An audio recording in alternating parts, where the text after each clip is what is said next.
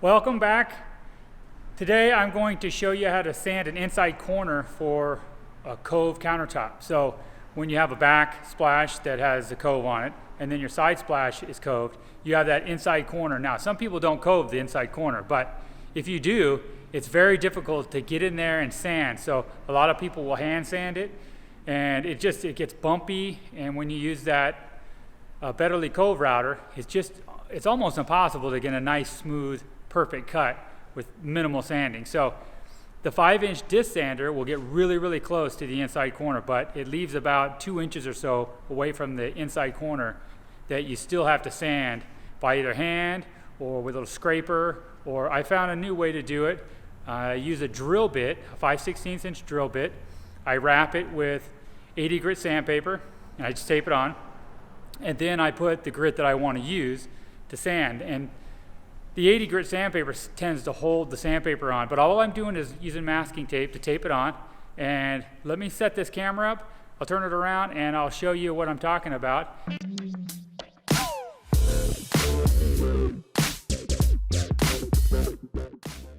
This is a 5/16 inch drill bit. It's a little bit smaller than this is a 3/8 radius. And I've wrapped 80 grit sandpaper around it.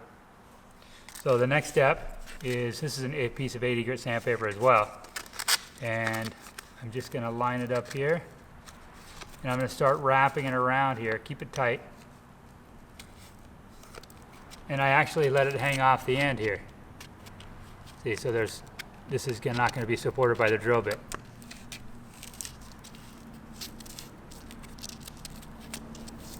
Keep rolling on there. So that's on there now. It's tight. And I just take a piece of masking tape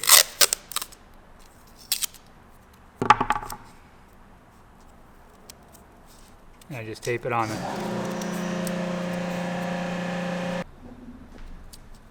Alright, so it's all taped on there real nice.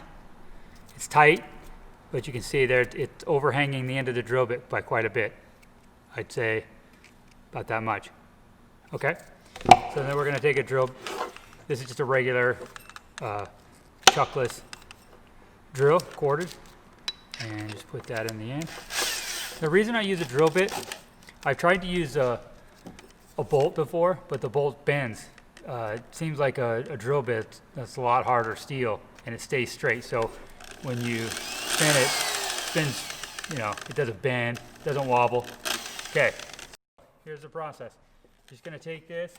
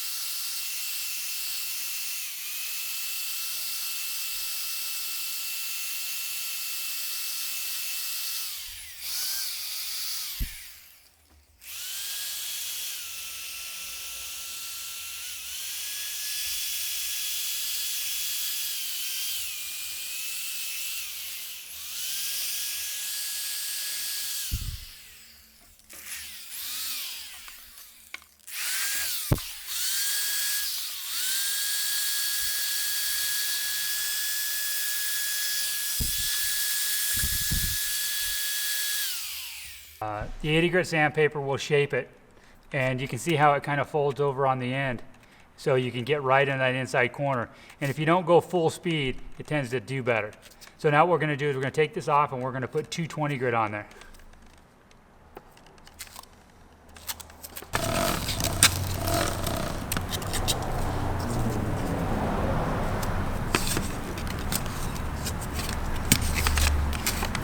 Okay. Now the green sandpaper, it leaves green on the inside corner, which I don't really care for, but it's the sandpaper I have right now. So now I just go over the same area that I did before, and basically we need to sand this section here. Something like that with the 220, because this area right here and all this can be sanded with a 5-inch sander, a regular, any sander that you really have, because the disc will go inside of there. So we'll hit all these areas. Let me mark what I'm talking about.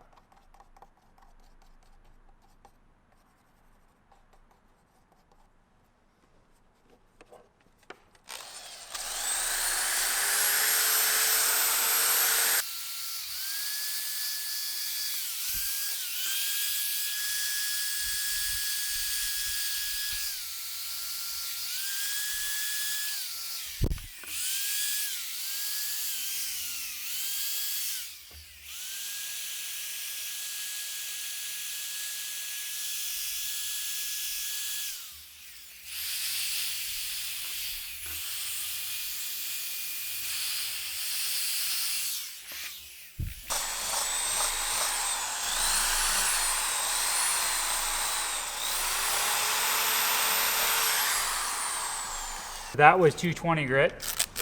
Now, normally I would sand the whole countertop here with 220 to get everything sanded with 220 grit sandpaper. However, for this demonstration, I'm going to use the 400 grit sandpaper just to show you kind of what it will finish like. So this is 400 grit. Just wrap it on there the same way.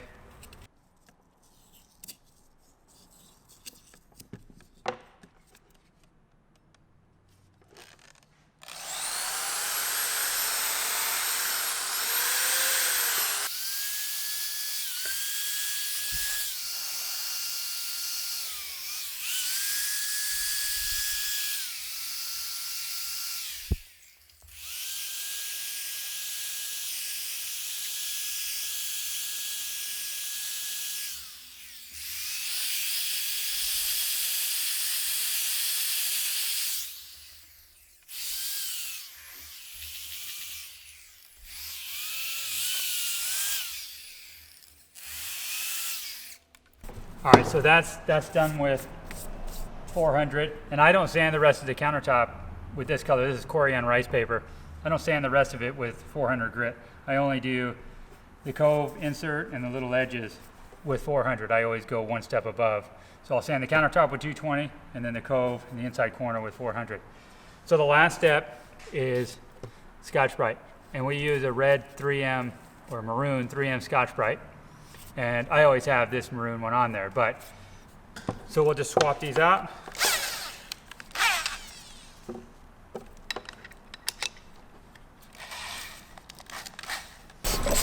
Spray a little bit of water in there, and then at about medium speed, half speed there.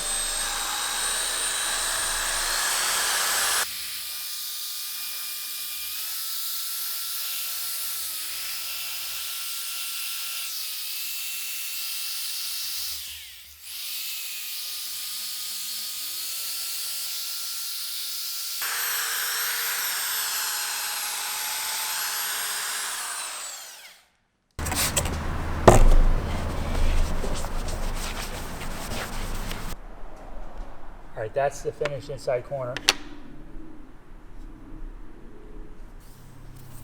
It's nice and smooth.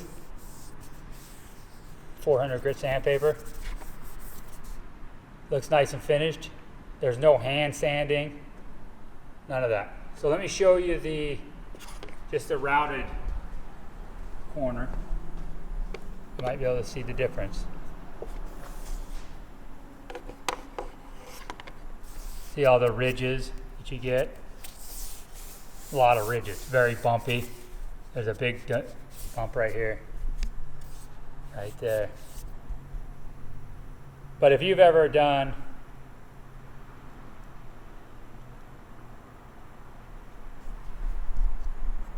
an inside Cove corner, you'll know how bumpy it is and how difficult it is to hand sand. That's how I do inside Cove corner. I really like the process. So give it a try. Let me know what you think. Thanks for watching.